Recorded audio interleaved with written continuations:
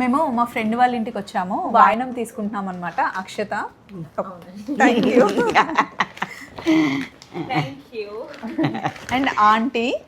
అయితే ఈ చెట్టు చూసి మీరు ఆర్టిఫిషియల్ అనుకుంటున్నారు, యశు అలాగే అనుకుని దాన్ని తెగ టచ్ చేసింది, కానీ అది న్యాచురల్ అండి, చాలా బాగుంది అసలు.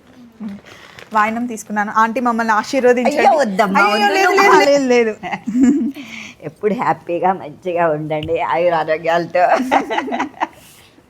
అమ్మా నువ్వు వద్దమ్మా, చల్లగా ఉండండి, భగవంతుడు అందరికి చల్లని చూపుతుంది. Same here. సో ఆంటీ మీరు కూడా మా ఇంటికి రావాలి. వస్తానమ్మా తప్పకుండా. థ్యాంక్ యూ వచ్చినందుకు.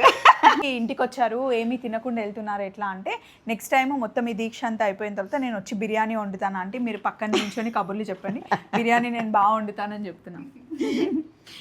వీళ్ళ పాపకైతే చిన్నప్పటి నుండి నా వంటలు చూసే చేసి పెట్టేవాళ్ళంట శ్వేత గారు. వాళ్ళ పాప రాలేదు, సో తినేదండి ఇష్టంగా నా వంటలు. ఇప్పుడు చూస్తే గుర్తుపడుతుంది.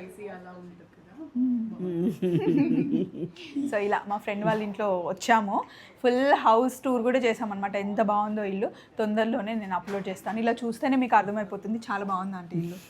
థ్యాంక్ యూ అమ్మా. చలో బాయ్.